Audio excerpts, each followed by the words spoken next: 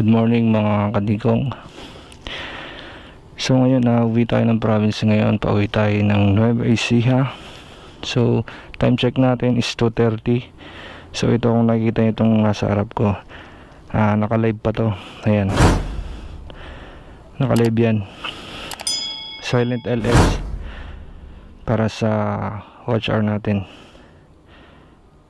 Update ko kayo mamaya mga kadikong. So ayan mga kadikong, nandito na tayo ngayon sa Ross Boulevard. Medyo maliwanag dito, napakaganda ng highway kasi sobrang liwanag. Tayo mga kadikong pauwi ng Nueva Ecija. So ayan, naka-live tayo ngayon sa YT ko, sa YouTube channel ko, Dikong TV. Ayan, naka-play yan. So shoutout pala sa 15 million viewers ko yan sa Silent LS ko. Maraming salamat sa inyo, lalo na kay Lechon 10 channel na sumusuporta sa channel ko, at saka sa Imka family. Maraming salamat sa inyo. 4 AM na. Siguro makakarating tayo ng Nueva Ecija mga 7 AM ganyan. So medyo bibilisan natin ngayon yung takbo natin. Wala naman tayong kasabay. Yung mga kasama sana natin na si pinanganak na rider, kasama ko sana ngayon yun. Kaya lang negative siya kasi nga bagong lipat lang siya dun sa Cavite. Siyempre mahirap naman na iwanan niya yung pamilya niya ron, tapos walang kasama. Shoutout na lang sa iyo pinanganak na rider. Salamat sa pagsuporta mo sa akin. Salamat din sa mga pagtuturo mo, sa idea, sa tips na binibigay mo about sa mga editing ng vlog natin. Kung ano magandang title, magandang thumbnail. Rizal Park tayo mga kadikang. Dito tayo sa Luneta. Stop muna tayo dito. Medyo inaantok-antok tayo, kaya papahinga muna tayo. Tuloy kakain kasi gutom ako. Nanginginig yung katawan ko. Nalubog ako kanina dun. Nalastok na yan. Ito, lakas ng pagkakakaldag niya mga kadikong. Sobra. Okay, kain muna tayo. Tingnan natin kung ano yung makakain nila rito.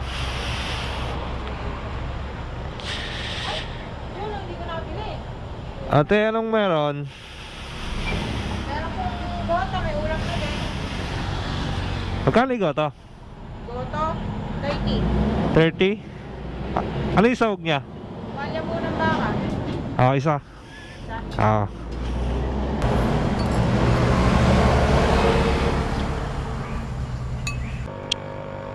So yun, let's go na naman tayo mga kadikong. Kaya nag-stop yung live natin kasi nag-restart yung cellphone ko. So ayan, ngayon i-start na naman siya kasi sabi ni Legend 10 channel, play daw uli ako. Mag-play uli ako hanggang 12 PM kasi nga wala yung isa, magpapa second dose yata ng vaccine niya, kaya yan, naka-play na naman ako. Ayan, dito na ako sa may Bulacan. So ayan, umaga na kasi maliwanag na rin sa banda ron, no? So yung gear up na naman ako mga kadikong. Biyahe na ulit tayo. Tapos kumain ako rito kay ate. Sinagutom ako, kumain ako ng goto. Sarap, may baka. So ayan, shoutout sa 23 million dito sa aking bahay, Dikong TV. Salamat sa suporta ninyo.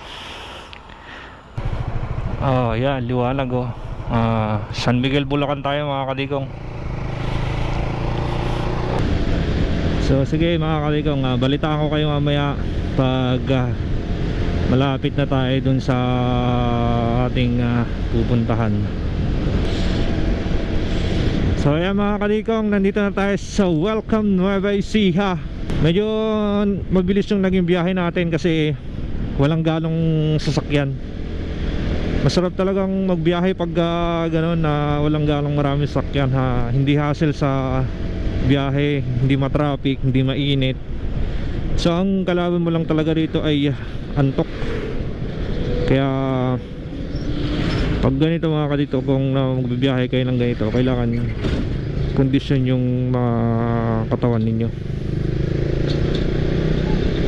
dating sa biyahe paggabi, kasi mahirap pagka antok ka. Yung malapit-lapit na tayo sa bahay, mga siguro around 5 kilometers. Ayan, nandun na tayo. So syempre sasamantalayin na natin yung pag-uwi natin dito, kasi pagdating kasi sa mga magandang spot dito sa Nueva Ecija,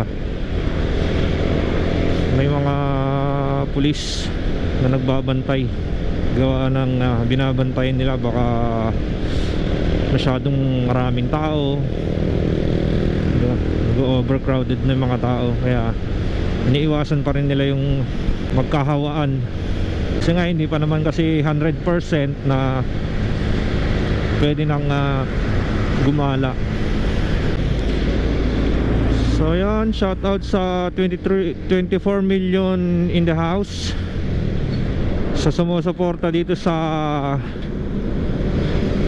Silent LS ko habang nagra-rides. Lechon 10 channel, shout out, salamat. So sa totoo lang mga kadikong, si Lechon 10 channel, marami nang natulungan to, marami nang napamonetize to sa pamamagitan ng kanyang tulong tsaka ng kanyang kapamily. So syempre isa na tayo sa kapamily ni Lechon kasi member na tayo dyan. Pinsan to ni Paandar Motovlog.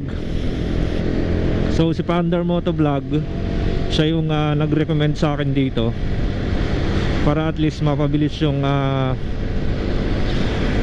pagdami ng subscriber natin, mapabilis yung pagtaas ng watch hour natin, kasi yun yung kailangan nating pataasin ngayon para ma-monetize na tayo. Sana bago matapos ang taon na to, ma-monetize na tayo para naman pagdating ng panibagong taon ay makapag-upload na tayo ng maraming videos. At the same time, unti-unti na rin tayong kumita, kahit maliit lang. Hindi naman natin hinahangad yung malaking kita, pero kung nandyan na talaga ay salamat. Sa awa at tulong ng Diyos, magagawa natin to. So yeah, maliwanag na mga kadikong. Nandito na tayo sa loob ng Nueva Ecija. So yeah mga kadikong, nandito na tayo ngayon sa Cabanatuan, Nueva Ecija. Pasok tayo ngayon ng bypass ng Vergara. So ayan na, nagbukang liwayway na. Ayan o.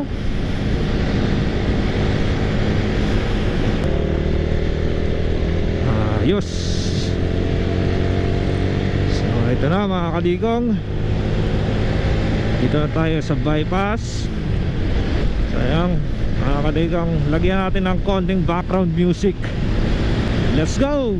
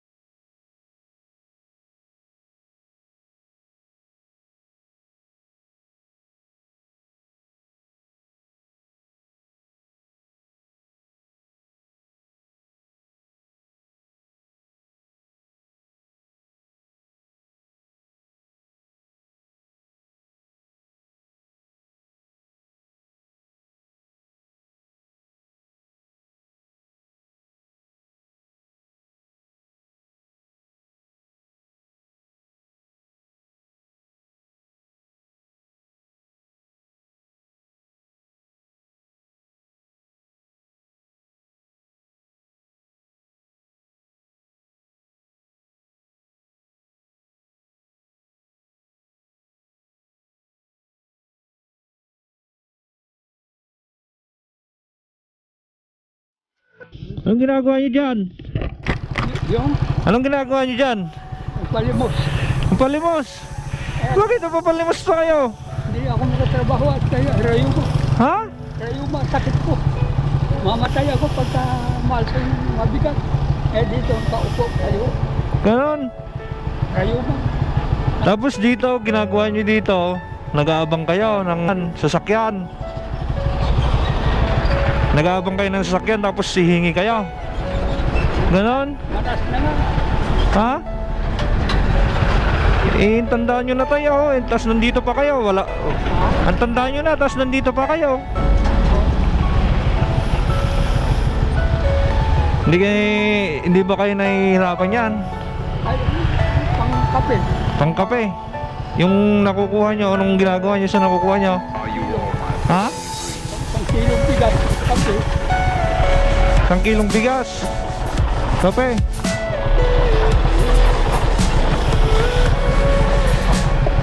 Hanggang anong oras kayo dito, tay? Hanggang anong oras kayo? Stress. Madaling araw. Stress na madaling araw, gising na kayo. Ay, ano bang magbibigay? Yung mga 10-wheeler. Ah, Piso, dos. piso, dos. Tapos yung ibibigay nila, yun yung Ay, ito. yun yung ginagamit nyo. Hindi nakatrabaho. Hindi makatrabaho. Ito. Hmm. Ito. Buti pa ako nabuhal dito. Hmm. Sige, tay. Bibigyan ko kayo ng kahit konti lang tayo. Pagpasensya na ito, ibibigay ko ha. Kahit paano, makatulong man lang ako sa inyo. Ha? Oo. Okay na yan? Ha? Pambiling gamot. Sige. Basta... Oo. Basta marangal lang trabaho, ayos yan.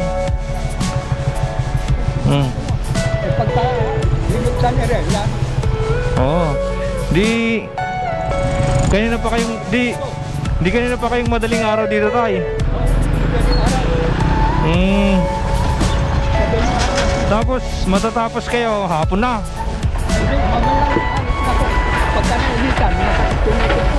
Hmm. Oh, sige, tay. Basta mag-iingat na lang kayo, ha. Pagkitan yan. Papunta ng Pantabangan. Pagpampan. Oo. Lampas na Rizal. Oo. Pagkitan Rizal. Hmm. Ingat ko na. Oh, sige, tay. Ingat ka rin, tay, ha. Okay. God bless.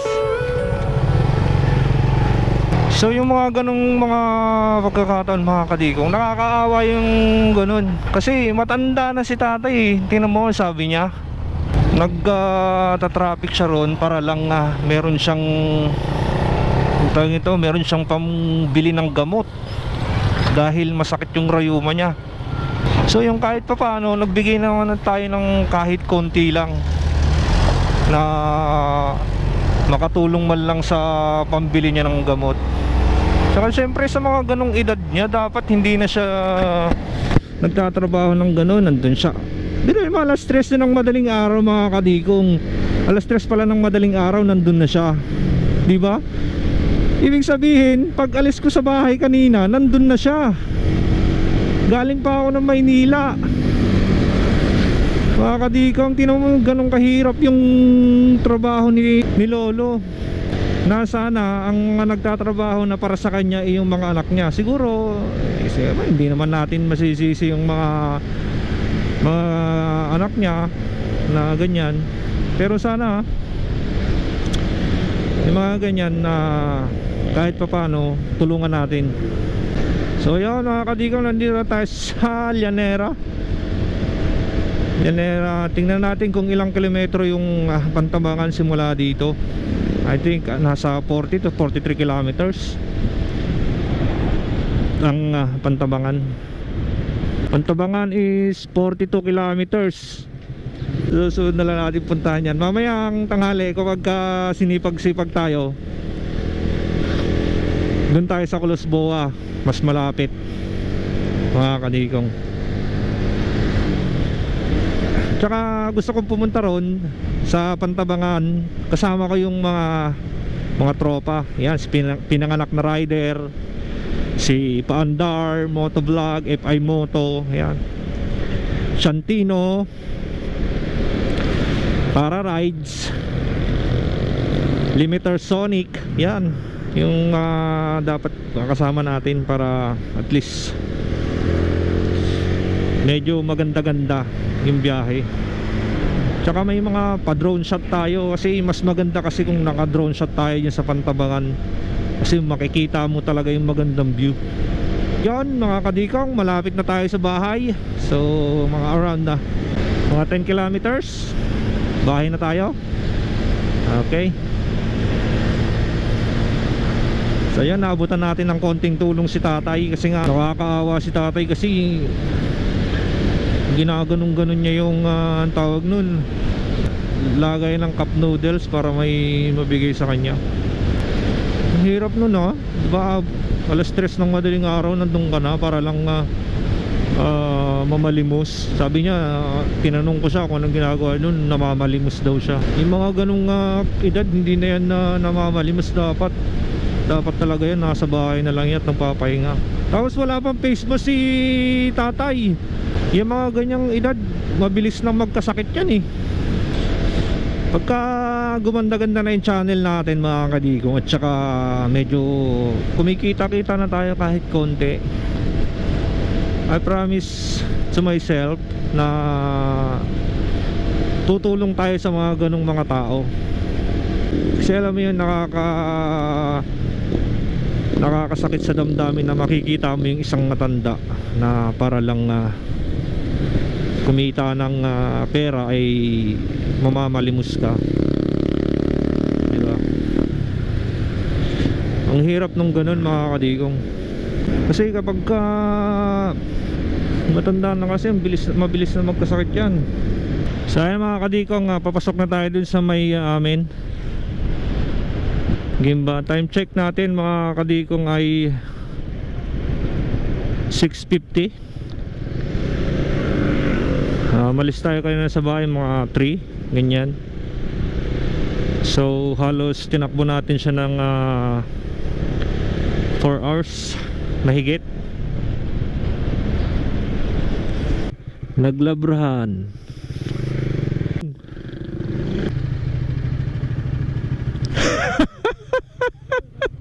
Ha? Ha? Anong salubong? Yeah, ito salubong mo, Chi. Kasama lang. Ajay, dawa pasarabo. Pag-uwi din ang garod ka, gawin ka ito. Pasarabo nga eh. Dati na nga ano kasi na pag-uwi ko na. Ang ground. Nagbayag ka kung kuna nag-iidi. Nagsubli ba Ajay, ha? Ni Ating Ria? Ano pa alam na tayo. Baka bala-bala man ano.